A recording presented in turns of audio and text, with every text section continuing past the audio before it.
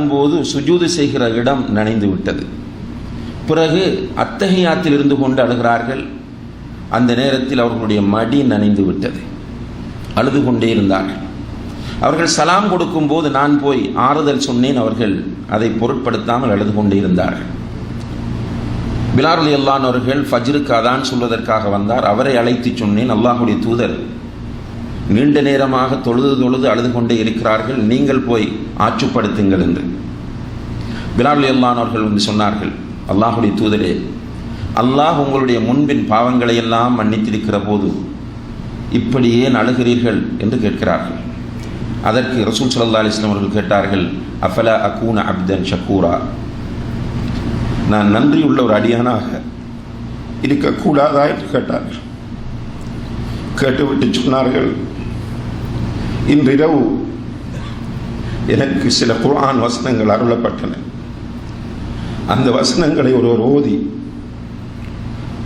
அதை பற்றி சிந்திக்கவில்லை என்றால், அந்த வசனங்களை ஓதி சிந்திக்கவில்லை என்றால் அவருக்கு அழிவுதான், அவருக்கு கேடுதான் என்று ரசூல் ஸல்லல்லாஹு அலைஹி வஸல்லம் அவர்கள் சொன்னார்கள். சொல்லிவிட்டு சூரத்து ஆல இம்ரான் 3வது அத்தியாயத்தின் 189, 190, 191 வசனங்களை அல்லாஹ்வுடைய தூதர் ஸல்லல்லாஹு அலைஹி வஸல்லம் அவர்கள் ஓதி காண்பிக்கிறார்கள்.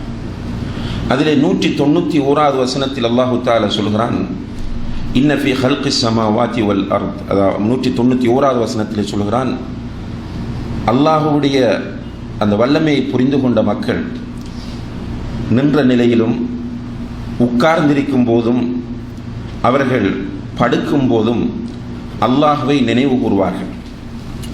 புத்தியுள்ள மக்கள் நிற்கும் போதும் உட்காரும் போதும் படுக்கும் போதும் அல்லாஹ் திக்ர் செய்வார்.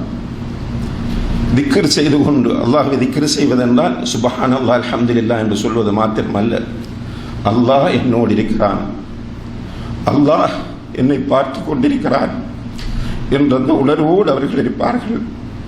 அந்த நேரத்தில் அவர்களுடைய ஆழ் மனங்களிலிருந்து வெளிப்படும் அவர்கள் சொல்லுவார்கள், ரப்பனா மா கலக்த ஹாதா பாத்திலா, யா அல்லாஹ், இந்த பிரபஞ்சத்தை, இந்த வானங்களை, இந்த பூமியை நீ வீணாக படைக்கவில்லை, வீணுக்காக நீ படைக்கவில்லை என்று அவர்களுடைய ஆழ் மனங்களிலிருந்து அவர்கள் பேசுவார்கள் என்று அல்லாஹ் சொல்கிறார்.